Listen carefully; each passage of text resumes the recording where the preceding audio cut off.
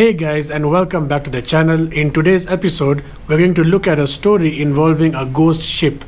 So let's get into the video. The Mary Celeste merchant brigantine was initially named Amazon. In 1868, the ship was purchased and was renamed the Mary Celeste.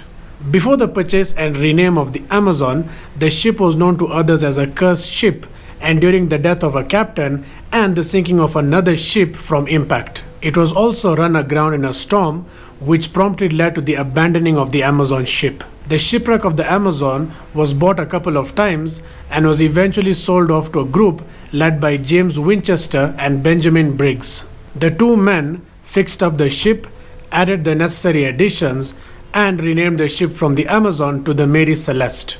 On the 5th of December 1872, crew members from the British brig De Gratia spotted a ship adrift in the choppy seas. The location of the De Gratia at the time was about 400 miles east of the Azores island. Captain David Morehouse of the De Gratia was taken aback when he discovered the unguided vessel was that of the Mary Celeste, which had left New York City 8 days prior to him and should already have arrived in Genoa, Italy.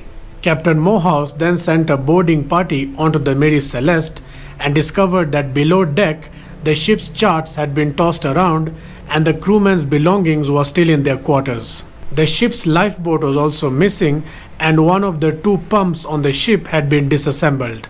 3.5 feet of water was sloshing the ship's bottom, though its cargo, which contained 1,701 barrels of industrial alcohol, were largely intact. There was also a 6-month supply of food and water, but not a single soul to consume it. Thus was born one of the most durable mysteries in nautical history. What happened to the 10 people who sailed aboard the Mary Celeste? Through the decades, a lack of hard facts has only spurred speculations as to what might have taken place on the Mary Celeste. Theories have ranged from mutiny to pirates and to even sea monsters. Now, a new investigation, drawing on modern maritime technology and newly discovered documents, has pieced together the most likely scenario of what might have taken place. The ship began its fateful voyage on the 7th of November 1872, sailing with 7 crewmen, Captain Benjamin Briggs, his wife Sarah, and the couple's 2-year-old daughter Sophia. The 282-ton brigantine battled rough weather for about 2 weeks to reach the Azores island, where the ship's last log entry was recorded on the 25th of November at 5 a.m. Speculation concerning sea monsters was easy to dismiss, and the ship's condition, which was largely intact and with its full cargo, seemed to also rule out pirates.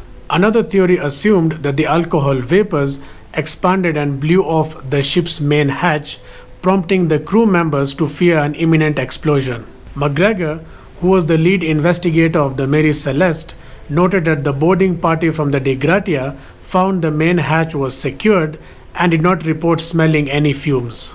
9 of the 1,701 barrels in the hold were found to be empty, but the empty 9 were made of red oak and not white oak like the others. Red oak is known to be a more porous wood and therefore more likely to leak. Abandoning a ship in the open sea is the last thing a captain would do. But is that what Captain Briggs ordered? If so, why? His ship was seaworthy and it was not flooded or horribly damaged. McGregor went on to visit the hometown of Captain Briggs and learned that the captain was experienced and well respected in shipping circles and would not do something irrational. Did Briggs then have a rational reason to abandon the ship? McGregor figured out that if she was able to pinpoint the precise location where Briggs, his family, and the crew members abandoned the ship, she might be able to shed light on why this might have happened. She knew from the transcriptions of the Mary Celeste log slate that the ship was 6 miles from and within sight of the Azores island of Santa Maria on the 25th of November. She also knew from the testimony from the De Gratia crew that 10 days later, the ship was 400 miles east of the Azores island. McGregor, with the help from Phil Richardson, who was a physical oceanographer and an expert in derelict vessels, used water temperature, wind speeds, and wind directions at the time to estimate if indeed the vessel could have drifted.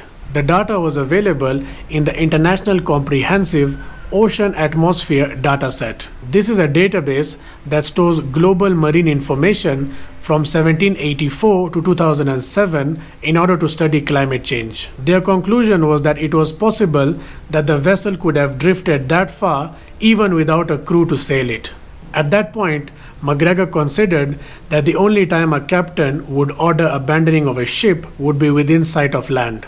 Since Santa Maria was the last land for hundreds of miles, it seemed safe to assume that the Mary Celeste was abandoned on the morning of the November 25th after the last log entry was written. The night before the last entry in the ship's log, the Mary Celeste again faced rough seas and winds of more than 35 knots. However, the rough seas would not have prompted an experienced captain to abandon ship. So, was there something else? McGregor learned that on its previous voyage, the Mary Celeste had carried coal and had been extensively refitted after the voyage. It is possible that the coal dust could have fouled the ship's pumps, which would explain the disassembled pump found on the Mary Celeste by the De Gratia crew. With the pump inoperative, Briggs would have no way of knowing how much seawater was in his ship's hull. In this case, the faulty pump and the rough weather could have prompted Briggs to abandon the ship because he would have no way of knowing whether his ship would sink. Several similar theories have been forwarded. However, the mystery remains open and unsolved for the last 150 years. Did the crew abandon the ship due to equipment failure? Or is the Mary Celeste indeed a cursed vessel? Let me know what you think in the comment section below.